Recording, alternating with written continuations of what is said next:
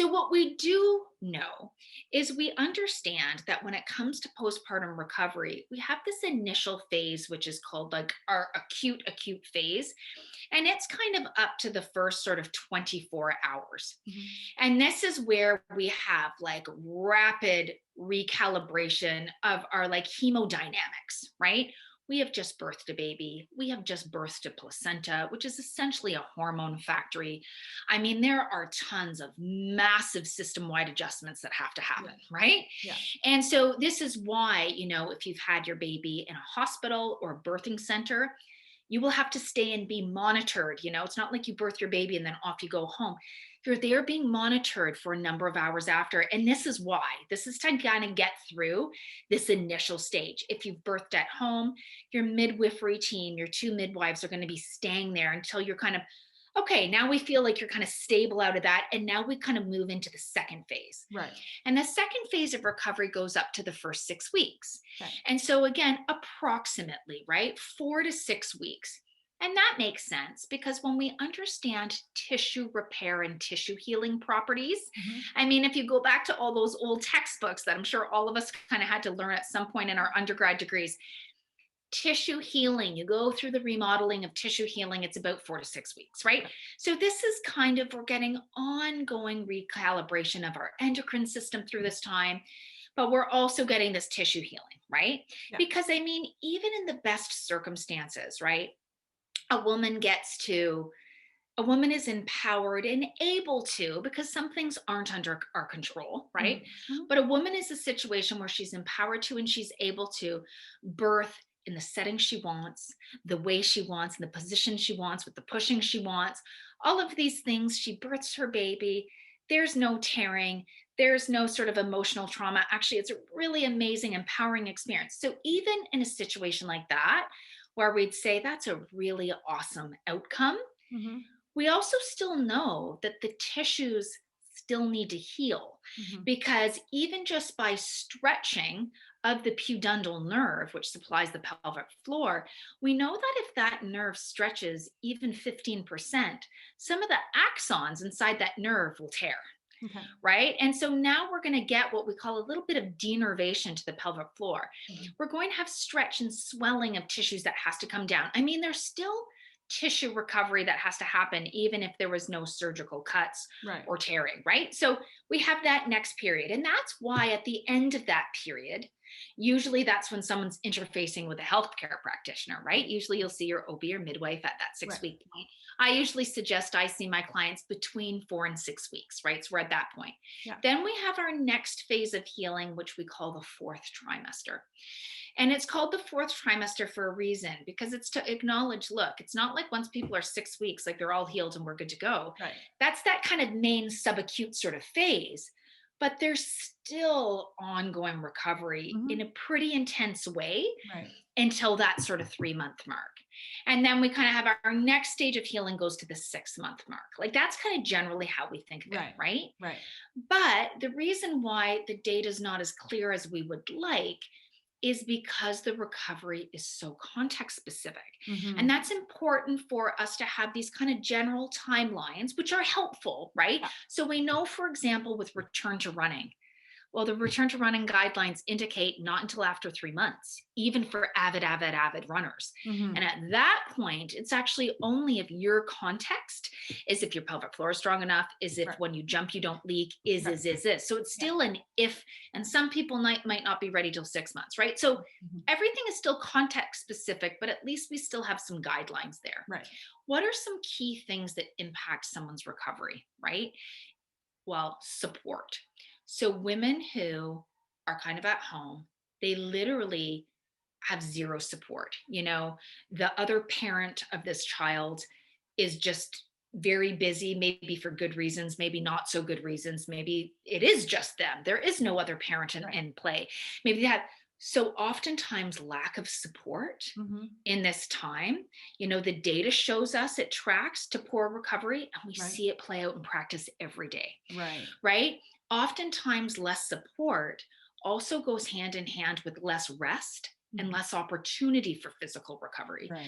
Because oftentimes when you have support, like you have someone else there say, no, you go rest, go take a nap. I'm going to take baby, and this other person's going to get dinner made. Right. Right? Like you have support. So Yeah. it's not just you with this finite amount of energy that is trying to shunt to heal tissue, that's trying to shunt to produce breast milk, that's Mm-hmm. trying to shunt, and you have no reprieve to recharge your battery, right? Mm-hmm. Mm-hmm. So, not surprisingly, if we do not have basic raw materials to recover tissue, we cannot recover it very well. Right. So, if we aren't eating nutrient dense food, if we are not getting reparative sleep, if we are not spending any time kind of peacefully in the parasympathetic side of the nervous system, that's your rest and digest side, and you're in this hypervigilance all the time, tissue doesn't recover. Exactly. So again, this is where it can come back. Like if there was any type of trauma that happened that sort of locks mom into this like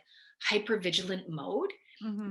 see that correlates with mom almost really developing this very accelerated protection response with baby, Mm-hmm. and almost developing attachment to the side of, if we think of that inverted U hypothesis, Right. and we kind of want everything to be at that like Goldilocks position, right? Right. Too little is not helpful. We need a good amount, but like too much is also not helpful, right? Right. And the Right. same principle applies for almost everything in life, right? There can be too much of a good thing. There can be a too much of a good thing of needing to be like hovering and connected with your baby 247 Right. Right. and never getting that opportunity for just like physical space to just be. Mm-hmm. And so, I mean, this can be another factor, so there really are so many factors that make a lot of sense when you understand the biology that Right. are going to dictate the healing. So if someone comes to see me at, let's say, 8 weeks, because were supposed to come at 4 weeks, but they actually pushed that because they were feeling they weren't even remotely ready to see me at 4 weeks, Right. and they'll come at 8 weeks and they'll even be saying, yeah, like I kind of pushed this visit. And even now, I was almost going to push it again because, like, I'm still in so much pain where my episiotomy was. I Mm-hmm. still can't sit. Mm-hmm. I'm actually starting to have pain everywhere. I think it's because I'm hunching over breastfeeding.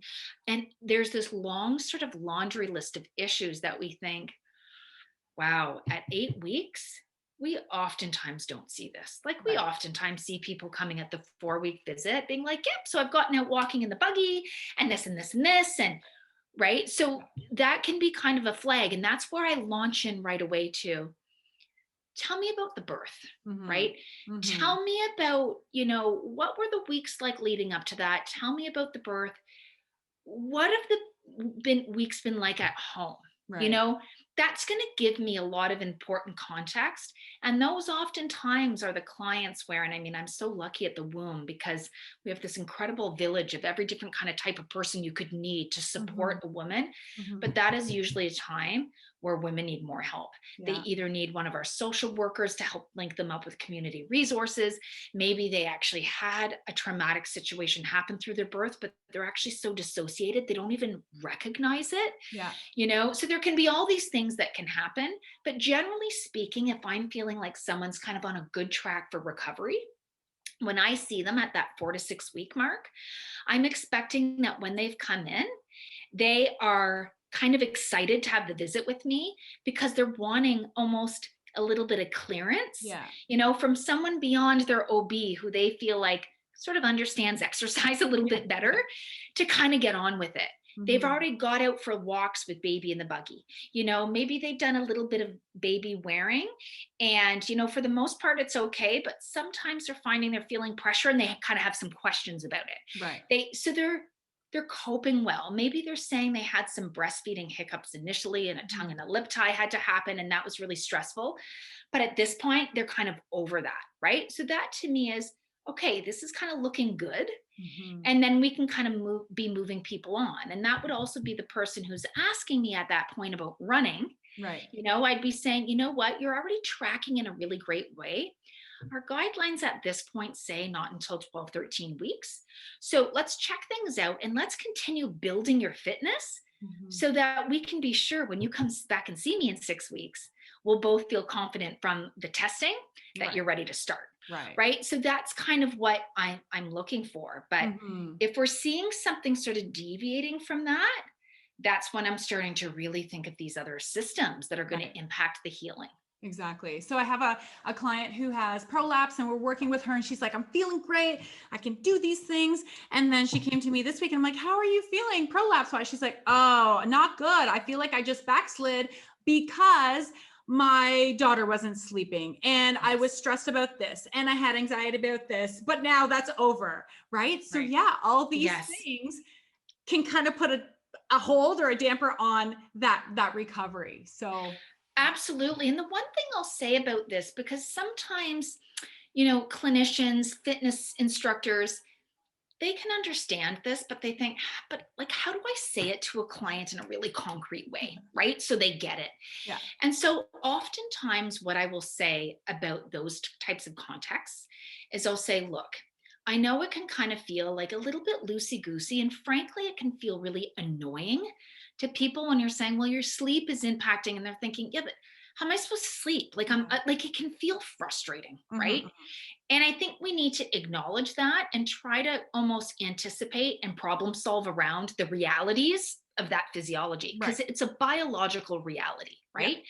But oftentimes, what I'll say is, say, look, you know, there are ways we can biohack around this. And we're going to Mhm. go through those in a second.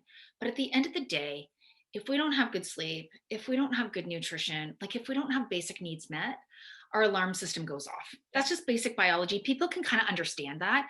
So it means that one of the things that happens when your alarm goes off, one of the things that happens is your pelvic floor does this and your upper traps do this. They Mhm. just do. Yeah. It's automatic. You're not doing it. You just telling yourself to relax isn't helpful. Yeah. It's automatic, right? So rather than getting frustrated about that, understand it. So Mhm. that is why when we're in these states, we are going to notice our pelvic floor doesn't respond like it did. It can't. It's in a straitjacket. So don't expect it to, but try not to also get frustrated by it. Right. And so, like, explain it to in these terms to say, like, it doesn't mean you're going backwards per se. Yeah. It just means that this is happening. And the more we can actually be sending compassion and love to Mhm. ourselves, actually, Right. that can help. Yeah. And one of my favorite biohacks when there's this crazy depletion that's driving up these symptoms Mhm. is I'll say, look, at the end of the day, when we understand our energy system and our physiology and our cortisol and our stress hormone, we know in these types of states it tanks around 3 o'clock, Yeah. right? So if we at the very least can have some other grown up, responsible person in charge for 10 minutes, sometime between 3 and 4, Yeah. and we can go into a room by ourselves, get our legs up the wall, and almost be like in a bit of a shavasana state with 3 minutes of just lateral costal breathing, Mhm. 3 minutes of very gentle pelvic floor pumping, Mhm. and 3 minutes of like heel, like ankle pumping Yeah. as a bit of a reset, as an Mm. energy reset at that time to recharge our battery. Right. It can make such a difference, Mm. right? I love that. So that's kind of my favorite biohack Right. when people are saying, don't talk to me about my sleep. I know I need to get more sleep. I'm exhausted. And actually, it's almost triggering for them to Mhm. talk about it, Yeah. right? And this is a reality. And to say, and I get that, and like we all get that. Mhm. Understand though, that's biology, Yeah. right? So understand that that is driving some of what's happening. So Mhm. just understand it, but don't catastrophize about it. It doesn't mean you're going backwards, right? Right. Right. But are there little hacks we can do to help you a little bit? Right. Right. And so that's kind of one of my hacks that I like. And Right. people oftentimes will I find, you like know that. what?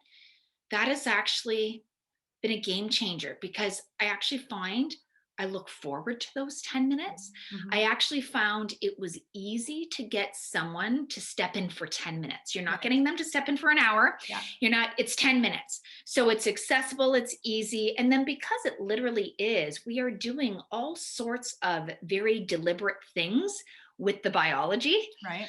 So it actually does kind of fill your tank. It can Mhm. kind of get you through that really tough time. You've just gotten through the day and you're like, how am I going to even get dinner on the table? And how am I even going to, right? You're doing Right. kind of a reset before that. Yeah.